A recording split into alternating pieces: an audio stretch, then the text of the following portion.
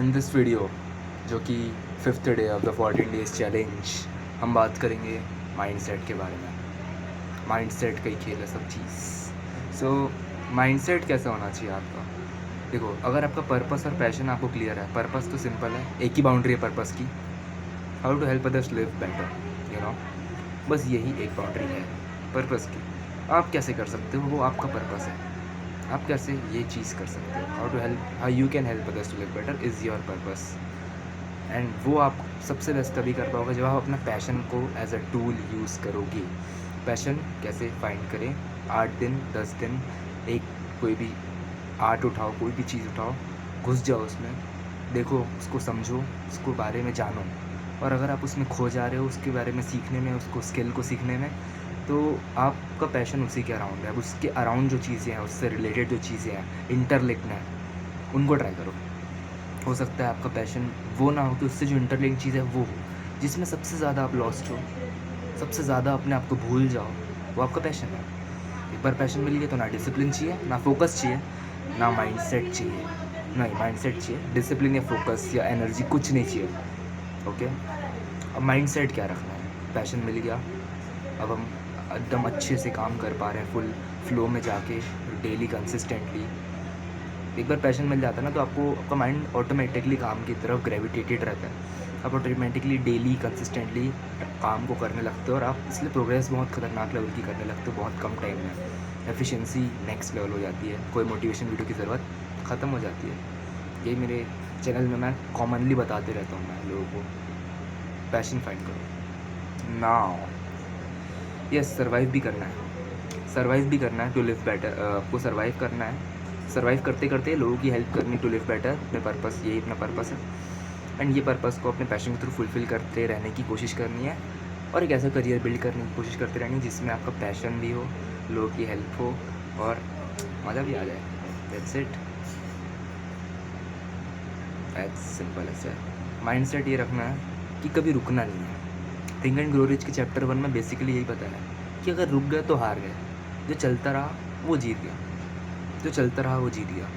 बर्नीस एक बहुत बड़े, जो कि एल्बर्ट आइंस्टाइन के साथ बिजनेस किए थे, कभी बहुत कम हालात, बुरे हालातों से गुजरे थे, इन्वेस्टमेंट के बारे में कुछ नहीं जानते थे, इन्फॉर्मेशन की कमी थी, इलिटरेट थे, ज़्यादा पढ़े लिखे नहीं थे, बट इन दी एंड वो किए आइंस्टाइन के साथ डील, क्योंकि क्या किए वो? रुके नहीं, रुकना छोड़ दिया उन्होंने, बस बढ़ते रहे। कैसे बढ़ते रहे? विजुअलाइज करते हुए, अपने आप को पॉजिटिव थिंकिंग में इन्वॉल्व करते हुए, अपने आप पॉजिटिव एटीट्यूड अडाप्ट करते हुए, अपने आप को एक पॉजिटिव एटीट्यूड अडाप्ट करवाते हुए। वो कैसे करते थे? एक एफर्मेशन बोलते थे कि जैसे फॉर एग्जांपल, मैंने आइंस्टाइन के साथ एक बड़ा डील कर लिया है, ये बोलते ही ऐसे प्रेजेंट टेंस में एफर्मेशन बोलते थे, and then he used to visualise it कि वो हो रहा है, वो डील हो रही है, इंस्टेंस मैं कम्युनिकेट कर रहा हूँ, एक एक चीज़ विजुअलाइज करते थे जो दिल से चाहते हैं, अपने गोल को डेफिनेट फॉर्म में, यानी कि पूरी तरह क्लियरली गोल को डिफाइन करने के बाद उसे विजुअलाइज करना है।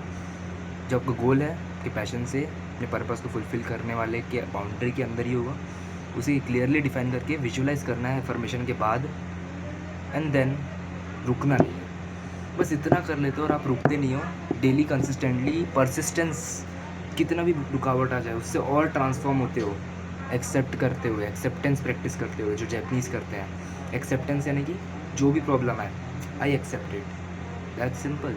जो भी प्रॉब्लम है आप उसे एक्सेप्ट करो, एकदम दिल से एम्ब्रेस करो और उसे सीखो।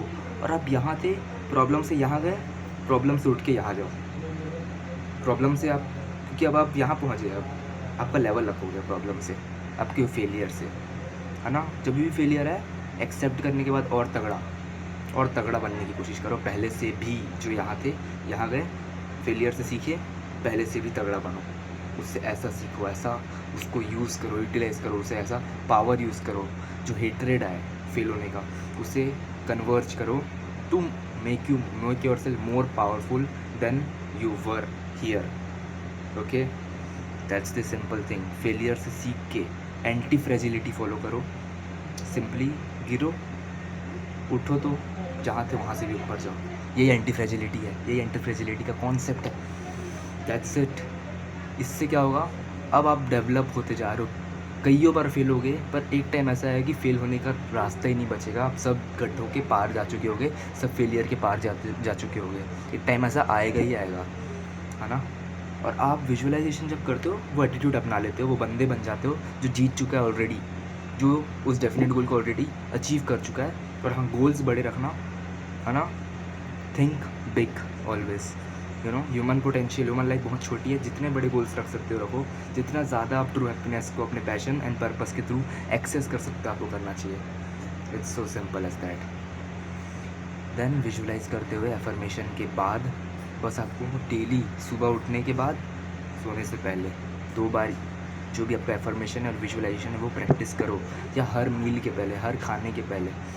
इससे क्या होगा, वो एटीट्यूड अडाप्ट कर लोगे। जो जीत चुके हैं उस बंदे के ऑलरेडी एटीट्यूड आपने अडाप्ट कर लिया है, तो उसके कैरेक्टर्स, उसकी थिंकिंग आने लगेगी, वैसे एक्शन होने लगेंगे। फिर जो भी चीज़ आपके अराउंड है उसे आप एज अ टूल यूज़ करके सीधा वहीं पहुँचते चले जाओगे जो आप विजुलाइज करते थे। That's why think big, okay. And बिना स्टॉप हुए बस बढ़ते रहना है, जीत जाओगे कन्फर्म, अगर रुके नहीं तो।